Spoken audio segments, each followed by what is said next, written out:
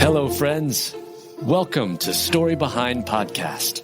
This is the show for people who love hearing a good story and who believe the world could use more positivity.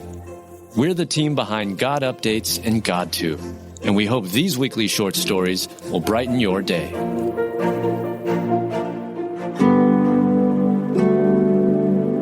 A 90-year-old from Oklahoma is rewarded for going out of his way to help others. Written by Heather Brigelman, read by Julie Provost. A 90-year-old from Oklahoma is rewarded for going out of his way to help others. In the quiet Hidden Creek neighborhood, a man named Lewis Hunt gets up early each morning to make his rounds. He ensures everyone has their newspaper, the garbage is set out to where it's needed, and if neighbors are on a trip, he ensures their home is taken care of. Lewis has been doing this for the neighborhood for well over 20 years. He's the kind of man who takes the phrase, love your neighbor, seriously. It's a passion for him to make sure everyone is doing okay. His wife, Nanette, says it's important to him to show everyone he cares. She said, he is special. He really is. He keeps busy. He loves what he's doing. His neighbors have nothing but praise for the man. Dan Hayes says, he knows everything. If there's something that needs to be repaired, whether it's the gates or lights or anything, he knows who to go to. Other neighbors chimed in with their comments about how Lewis had helped with electrical issues, flat tires, plumbing disasters, and more. If there's ever a question about the neighborhood, he's the first one people call. His friends were so encouraged by his kindness and generosity, they nominated him for the Pay It Forward Award. And wouldn't you know, he received those special honors and a cash prize? He was stunned beyond words. He said, "You know, you've got me where, honestly, I don't know what to say." Lewis's way of helping his friends and neighbors reminds us that we can brighten someone's day and be Jesus' hands and feet. All it takes is a little kindness. Galatians 5:14. For the entire law is fulfilled in keeping this one command: love your neighbor as yourself.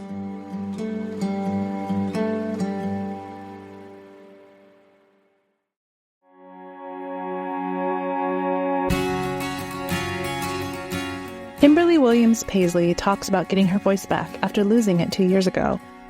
Written by Julie Provost, read by Julie Provost. Kimberly Williams-Paisley, an actress and public speaker, is best known for her roles in the movie Father of the Bride and television series Nashville. She's also married to country singer Brad Paisley and has been dealing with a terrifying medical ordeal. According to an interview with People, about 5 or 6 years ago, she started noticing that her voice was getting higher and that she had less control over it. Then, 2 years ago, in 2022, Kimberly was on stage in Nashville at an Alzheimer's event she had created. She was the host, and nothing came out when she went to speak. While they laughed it off at the time, her voice didn't come back the next day. The day after that, it was maybe a little bit better, but it just sounded really whispery and high and weak, she shared. She tried hot tea and vocal rest during the next few months. She also started working with a voice coach. While on the red carpet for the Netflix movie Doggone, she couldn't do the interviews. It was terrifying. I went into the bathroom and cried. I had a couple of my dear friends there who just held my hand in the ladies' room, Kimberly says. She goes on to share that she felt like she sounded weak, but didn't feel weak. It had to be so frustrating for her. She then went to the Vanderbilt Voice Center in Nashville, where she received her first diagnosis of muscle tension dysphonia, one of the most common voice disorders. According to the University of Michigan Health, muscle tension dysphonia occurs when the muscles around your voice box, the larynx, are so tight that when you speak, they don't work efficiently.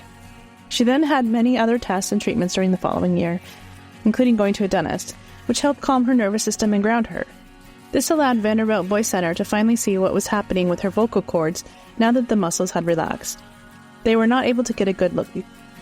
This is when she discovered that it could have been a virus or a series of viruses that built up over time. This caused nerve weakness in the recurrent laryngeal nerve, which caused partial paralysis. As a very social person, she struggled with being unable to talk as usual. Once I got that diagnosis, I felt like my whole body could relax in a whole new way because the shame and the blame dissipated, Kimberly shared. She now knew it wasn't something she had done wrong, and there was a fix. The next step was to have surgery, and she would have to be awake for it, something that sounded pretty terrifying. But she felt it was symbolic that she would have to be fully present and couldn't sleep through it. And I was really ready for it, she shares. I was excited. There was no part of me that didn't want to do it. She shared that they made her an implant right there in the room. They had to have her talk when they were testing it, which is why she needed to be awake for the surgery. Felt great. It was a little bit hoarse at first, but it just felt great to be able to have tone again, and it was wonderful, she shares. She finally shared on social media what had been happening with her voice after the surgery and received a wonderful response. I am someone that tries to find the silver lining no matter what, so I'm like my own best and worst cheerleader, the actress shares. There were days when I really grieved. There were days when I sobbed to the people on my team. Kimberly Williams-Paisley was so grateful that her husband Brad and her boys were with her through it all. Brad even gave her a big pink megaphone, which she joked was very much needed with teenagers in the house. Going forward, she shared how she wants to be brave in using her voice and not letting things go unsaid. Going through this medical experience improved her life, even if it was very challenging at times. Whenever we experience something difficult, as Kimberly did, we know we can come to God with our worries and our prayers, and that He will be there with us through it all. He will send family and friends for support and allow us to grow during the journey of whatever we might be dealing with. But I will restore you to health and heal your wounds, declares the Lord, because you are called an outcast, Zion for whom no one cares. Jeremiah 30:17.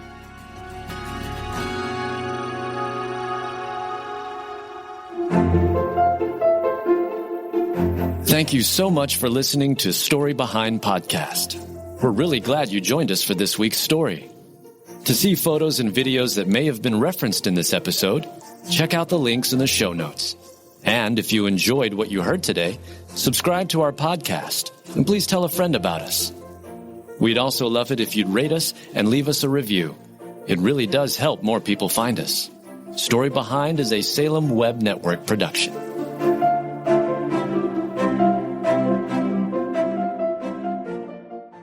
A powerful prayer life does not require hiking a mountain to be able to hear from God. God can meet us right in the middle of our busy lives to help, guide, and speak to us through prayer. I'm Christina Patterson, host of the Teach Us to Pray podcast, providing practical teaching and encouragement on how you can make prayer a natural and consistent part of your everyday life. I promise it won't require hiking a mountain, but you just might develop the faith to move one. Listen and subscribe at lifeaudio.com.